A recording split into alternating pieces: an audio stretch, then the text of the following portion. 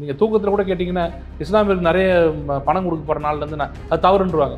இல்லைங்க நாங்கள் பணம் தான் கொடுக்குவோம் அப்படியே கரெக்டாக சொல்லுங்கள் அப்படின்வாங்க. அது மாதிரி என்ன நடக்குதுன்னே தெரியாமல் ஒரு இஸ்லாமியர் தானே கிறிஸ்டியன் தானே சொல்லி வச்சுருவோம். ஷாயின் பாக்னு ஒரு இடம் ரெடி பண்ணி ஒரு ஊர்லேயும் அங்கே முஸ்லீம் பெண்களை உட்கார வச்சு கிட்டத்தட்ட 200 நாள் 100 நாள்லாம் உட்கார வச்சு தினம் போராட்டம். இன்றைக்கி இத்தனை வருஷம் ஆச்சு.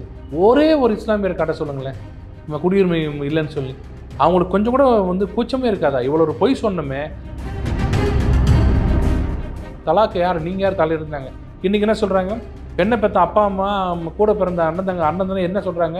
இது வந்ததுக்கப்புறம் தாங்க நிம்மதியாக இருக்கிறோம்.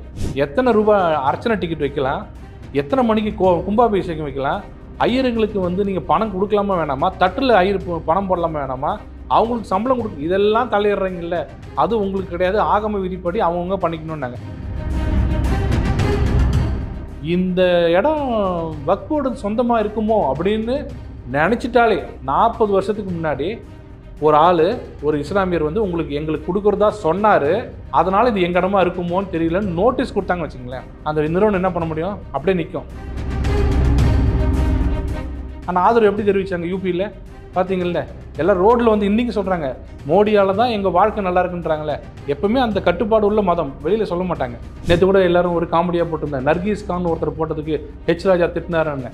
ஆமாம் திட்டுவார். ஏன்னா நர்கீஸ் கான்றது முஸ்லீம் பேராக இருக்குது, அதனால் எதிர்ப்பு தெரிவித்தார். அப்புறம் ஹிந்துன்னு விட்டார். நீ எதுவும் கேட்காத. அதிமுக திமுக என்ன சொல்லுது? எதிர்க்குதா? நானும் எதிர்ப்பேன் போ அப்படின்ட்டார். அது டேரெக்டாக சொல்லிடலாம், நாங்கள் அவரோட கிளைன்னு. அவர் எதுக்கு நம்ம விஜய் எதுக்கு இதில் போய் இருக்கணும்? அவருக்கு அது ஒன்றுமே தெரியாது. அவருக்கு எதுவுமே அவர் படிக்கிறதும் இல்லை, யாரை சொல்கிறதும் கேட்குறதும் இல்லை. நேற்று வரைக்கும் அந்த அக்கௌண்ட் யாருன்னு பார்த்தாங்க, ஸ்டேட் கவர்மெண்ட் அப்ரூவ் பண்ண பேனல் ஆஃப் ஆடிட்டர்ஸ் பார்த்துட்டாங்க. இனி அந்த கதை கிடையாது, கவர்மெண்ட் ஆடிட் தான்.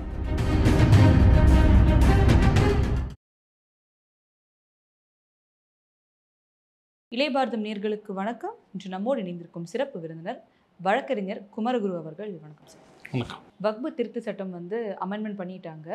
ஸோ இதில் பலரும் இன்னும் இதற்கு எதிர்ப்பு தெரிவித்து தான் இருக்காங்க. பாஸ் ஆனாலும் மல்லிகார்ஜுன் கார்கே அவர்கள் என்ன சொல்கிறாரு அப்படின்னா, இது சிறுபான்மை மக்களுடைய உரிமையை ஸ்நாச் பண்ணுற மாதிரி இருக்குது அப்படின்னு சொல்கிறார். இந்த சுதந்திரம் அடைஞ்ச நாள்லேருந்து இன்னி வரைக்கும் ஏதாவது ஒரு விஷயத்தை நீங்கள் காங்கிரஸோ திமுகவோ இஸ்லாமியர்களுக்கோ இல்லை எந்த ஒரு இந்த மைனாரிட்டின்னு சொல்லக்கூடிய யாராவது ஒருத்தர் மேலே ஏதாவது சட்டம் எடுத்திங்கன்னா அது சரின்னு சொல்லியிருக்காங்களா? ஒரு திருத்த சட்டமோ இல்லை அவங்களுக்கு ஏதாவது ஒரு கரெக்ஷன் மாதிரி, இல்லைங்க இப்படி இத்தனால இப்படி இருந்தது, அது கொஞ்சம் தப்பாக இருக்குது, லீகலாக தப்பாக இருக்குது, கொஞ்சம் மாற்றி அமைக்கலாம் அப்படின்னு ஏதாவது ஒன்று சொன்னால் வரவேற்கிறோன்னு சொல்லியிருக்காங்களா பாருங்கள். வரலாறு இல்லை. ஷாபானு கேஸ்லேருந்து பெண்ணுக்கு அவங்க இது கொடுக்கலாம், இந்த மெயின்டெனன்ஸ் கொடுக்கலான்னு சொன்னால் உடனே அதுக்கு ஒரு அமெண்ட்மெண்ட் போட்டு பார்லிமெண்ட்டில் போட்டு கொண்டு வரது தான் இவங்க. அது கொடுக்கலான்றது இதெல்லாம் கிடையாது, மத ரீதியெல்லாம் கிடையாது. ஒரு மனிதாபிமானத்தில் சுப்ரீம் கோர்ட் கொடுக்கலாம், அதுவும் பெண்ணு தானே, அவங்களும் பெண்ணு தானே, அவங்க எங்கே போவாங்க பாவம்னு சொன்னதுக்கு அடுத்த நிமிஷம் அதை மாற்றில மதத்தை மீறி போகக்கூடாது. இவங்க எல்லாருக்கும் என்னென்னா இந்த இஸ்லாமிய மதத்துக்கு எதிராகவோ இல்லை கிறிஸ்தவ மதத்துக்கு எதிராகவோ இவங்க ரெண்டு தான் மெயின். ஏன்னா அவங்க தான் நிறைய ஓட்டு இருக்குது. அவங்க குறிப்பாக பார்த்திங்கன்னா மைனாரிட்டி ரிலிஜன் எல்லாத்துக்குமே அவங்க இருப்பாங்கன்னு சொன்னால் கிடையாது. அவங்க பௌத்தத்துக்கு போக மாட்டாங்க, சீக்கியருக்கு போக மாட்டாங்க. ஏன்னா அவங்களாம் வாக்கு கம்மி. கிறிஸ்டியன் முஸ்லீமுக்கு வாக்கு அதிகம். அதனால் எது பண்ணாலும் சும்மா தவறுன்னு சொல்லி வச்சுருவாங்க. நீங்கள் தூக்கத்தில் கூட கேட்டிங்கன்னா இஸ்லாமியருக்கு நிறைய பணம் கொடுக்கப்படுற நாள்லேருந்து அது தவறுன்றுவாங்க. இல்லைங்க நாங்கள் பணம் தான் கொடுக்குவோம் அப்படியே கரெக்டாக சொல்லுங்கள் அப்படின்வாங்க. அது மாதிரி என்ன நடக்குதுன்னே தெரியாமல் ஒரு இஸ்லாமியர் தானே கிறிஸ்டியன் தானே சொல்லி வச்சுருவோம். நல்ல உதாரணம் பார்த்திங்கன்னா சிஐஏ. நீங்கள் சிஐஏக்கு அவங்க பண்ணதெல்லாம் மக்கள் மறந்துடக்கூடாது. இப்போ நம்ம எல்லாம் மறந்துட்டு ஜாலியாக அவங்க பாட்டு விட்டுருக்காங்க. அவங்க என்னென்ன பண்ணாங்க பாருங்கள். சிஏஏ வரும்போது ஒவ்வொரு இஸ்லாமியரும் கூப்பிட்டு, நீ அடுத்த வருஷம் இங்கே இருக்க மாட்டேன், சொத்தெல்லாம் விற்றுட்டு போயிடு, உன்னை இங்கேருந்து அனுப்ப போகிறாங்க, குடியுரிமை எடுக்க போகிறாங்கன்னு சொன்னாங்க. அதெல்லாம் கேட்டிருந்தாங்க. ஷாயின் பாக்னு ஒரு இடம் ரெடி பண்ணி ஒரு ஊர்லேயும் அங்கே முஸ்லீம் பெண்களை உட்கார வச்சு கிட்டத்தட்ட 200 நாள் 100 நாள்லாம் உட்கார வச்சு தினம் போராட்டம். இன்றைக்கி இத்தனை வருஷம் ஆச்சு. ஒரே ஒரு இஸ்லாமியர் காட்ட சொல்லுங்களேன் நம்ம குடியுரிமை இல்லைன்னு சொல்லி. அவங்களுக்கு கொஞ்சம் கூட கூச்சமே இருக்காதா? இவ்வளோ ஒரு பொய் சொன்னமே, 2 வருஷம் ஆகிடுச்சு. அப்போ என்ன பண்ணணும் இவங்கெல்லாம்? கார்கே என்ன பண்ணணும்? இல்லைங்க நான் அதில் தப்பு பண்ணிட்டோம், சிஐயில் நாங்கள் தப்பு பண்ணிட்டோம், நாங்கள் தெரியாமல் சொல்லிட்டோம், உங்கள் நல்ல எண்ணத்தை புரிஞ்சிக்கல, இதில் எங்களுக்கு கொஞ்சம் பயமாக இருக்குன்னு பேசுனாங்களா? சிஐஏ கொண்டு வந்தீங்க, தப்பு பண்ணிட்டீங்க அப்படின்னாங்க. முத்தலாக்கில் என்ன தப்பாகிடுச்சு? இன்ஸ்டன்ட் முத்தலாக் தப்புன்னாங்க. 3 தலாக் நாங்கள் வேணான்னு சொல்லலை. இன்ஸ்டண்ட்டாக அதை தவறாக புரிஞ்சுக்கிட்டு யாரெல்லாம் தப்பாக பயன்படுத்துகிறாங்களோ அதெல்லாம் தப்புன்னோம். ஒரு காலத்தில் பார்த்திங்கன்னா பெண்களுக்கு வந்து பொருளை கொடுத்து மணமகன்ட்டு பொருளை கொடுத்து கல்யாணம் பண்ணுறது ரொம்ப காலமாக நடக்குது. அது எப்போ குற்றமாச்சு? எக்ஸஸாக போகும்போது. எக்ஸஸாக நீங்கள் நார்மலாக ஒரு பெண்ணை கொண்டு போய் ஒரு மணமகனுக்கு கல்யாணம் பண்ணி கொடுக்கும்போது பெண்ணுக்கு நான் வந்து 10 சவரன் நகை கொடுக்குறேன்னு சொன்னால் தப்பாக இருக்காது. அது எப்போ டிமாண்ட் பண்ண ஆரம்பிச்சிங்களோ, என் பொண்ணுக்கு இதை கொடுத்தா தான் நம்ம என் பையன் தாலி கட்டுவான்னு சொல்லும் போது தான் வரதட்சணை சட்டம் வந்தது.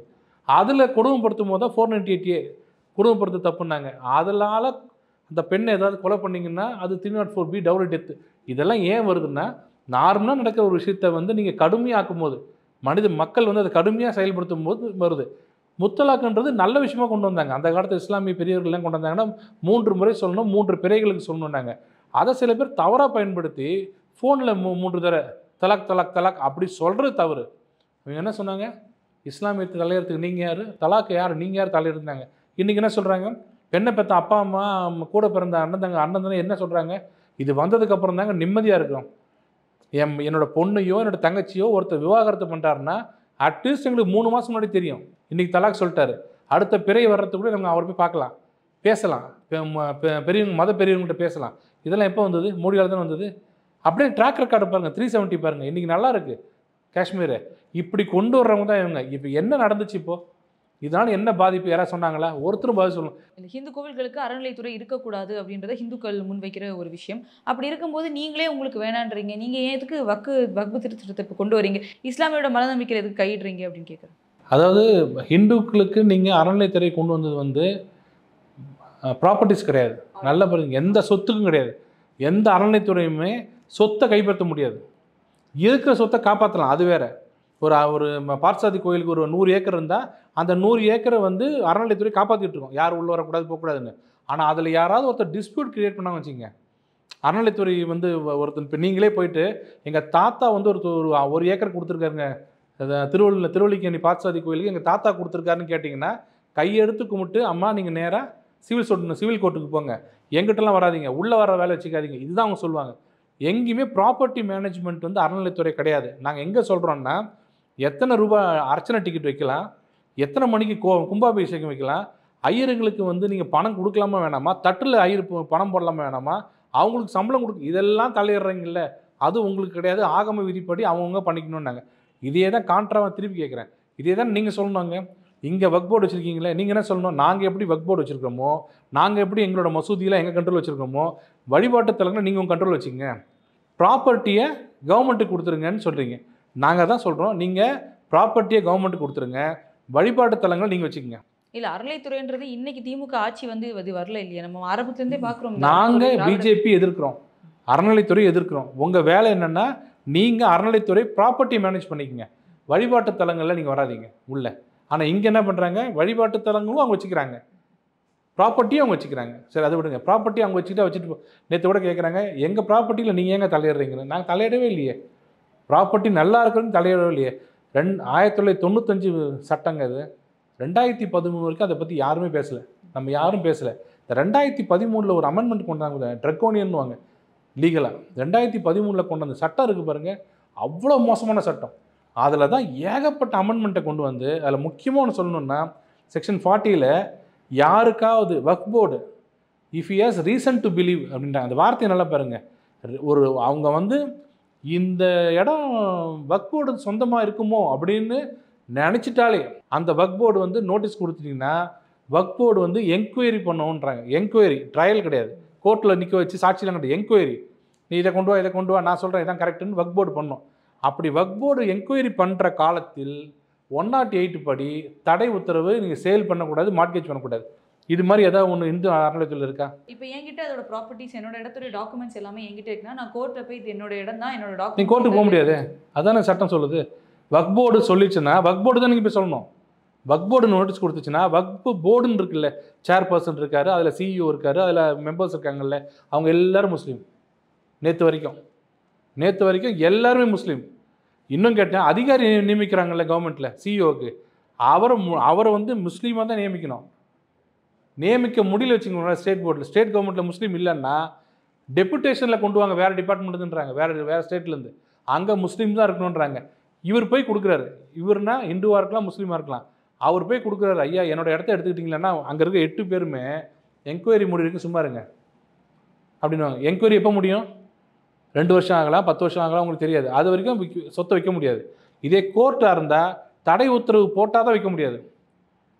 தடை உத்தரவு எல்லாத்துக்கும் கொடுத்துட மாட்டாங்க.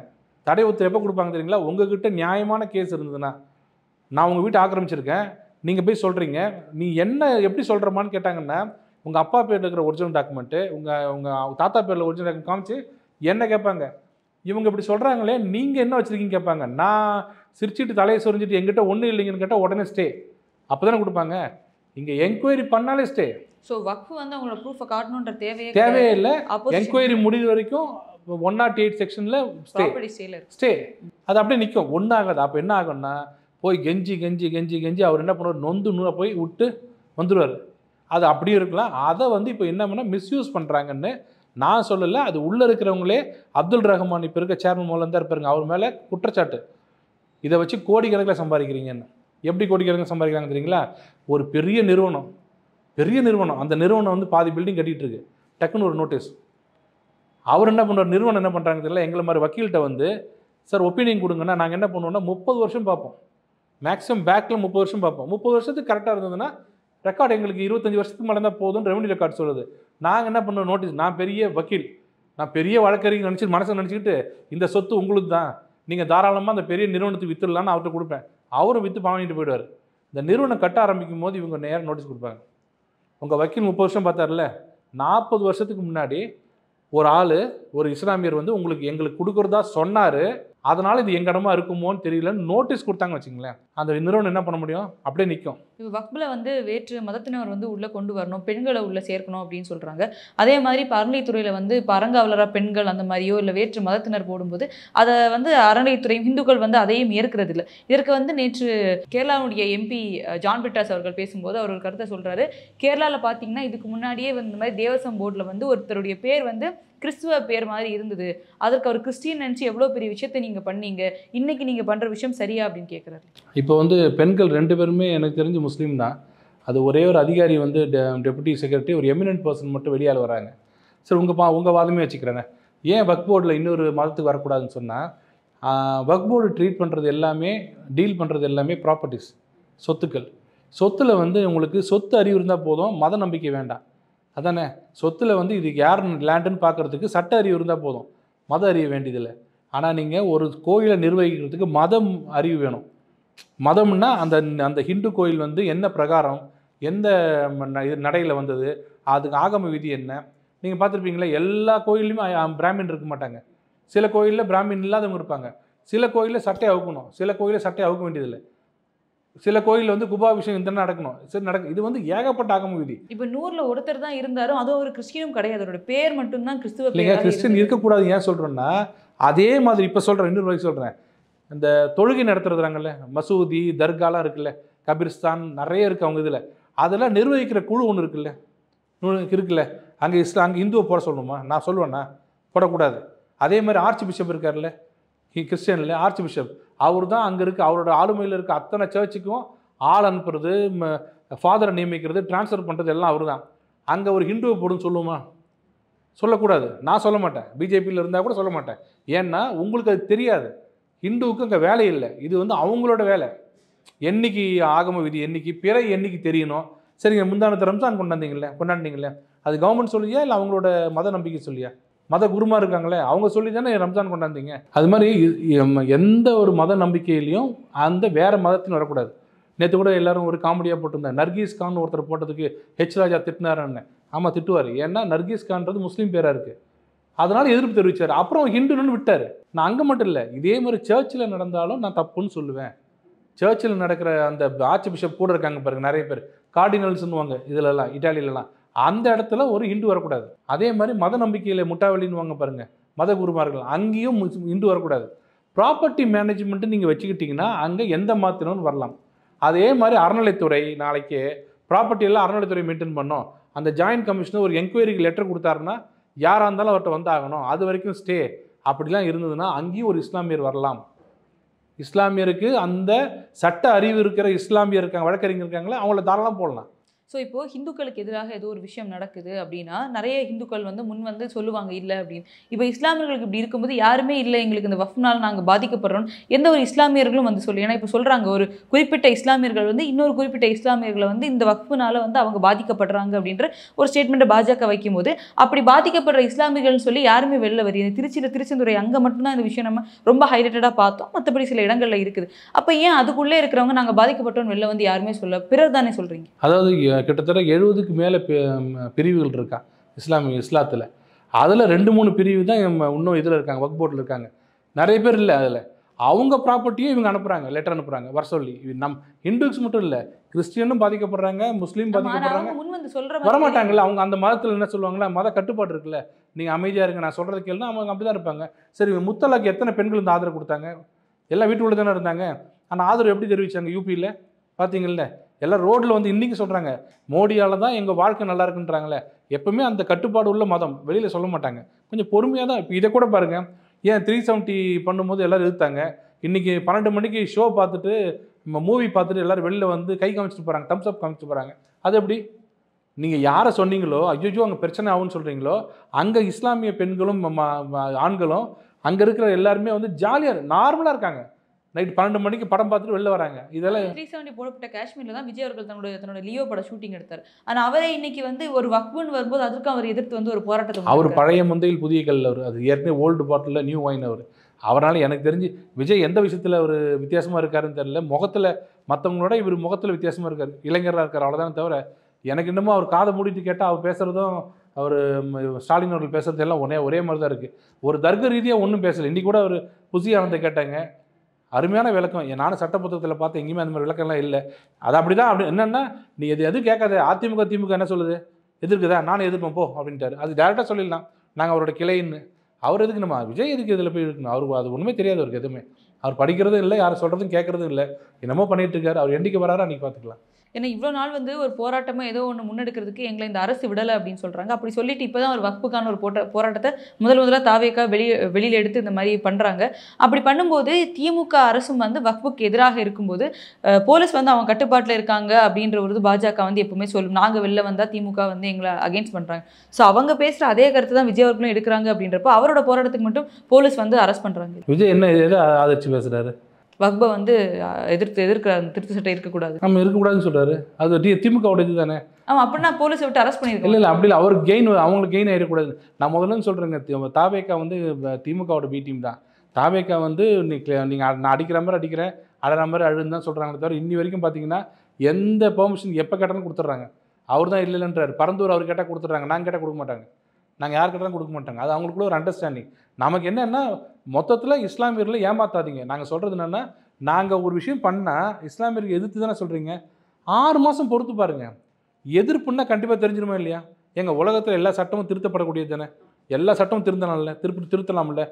கோர்ட் இருக்கிற வரைக்கும் தவறுனா தவறு, சரினா சரி தானே.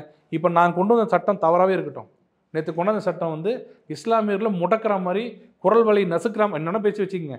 6 மாதத்தில் உங்களுக்கு தெரியும் இது கரெக்டாக தப்பான்னு. கோர்ட்டுக்கு போங்க. பார்த்தீங்களா, இதுக்கு தாங்க நாங்கள் வேணான்னு சொன்னோம். பாருங்கள், உள்ளே ஒரு ஹிந்து வந்தார், அவர் கரெக்டாக எல்லா முஸ்லீம் வீட்டுக்காக போகிறாரு, உள்ளே இருக்கிற பொருள்லாம் தூக்கிட்டு வராரு. பாருங்கள், இதுக்கு தான் வேணான்னு சொல்லுங்கள்.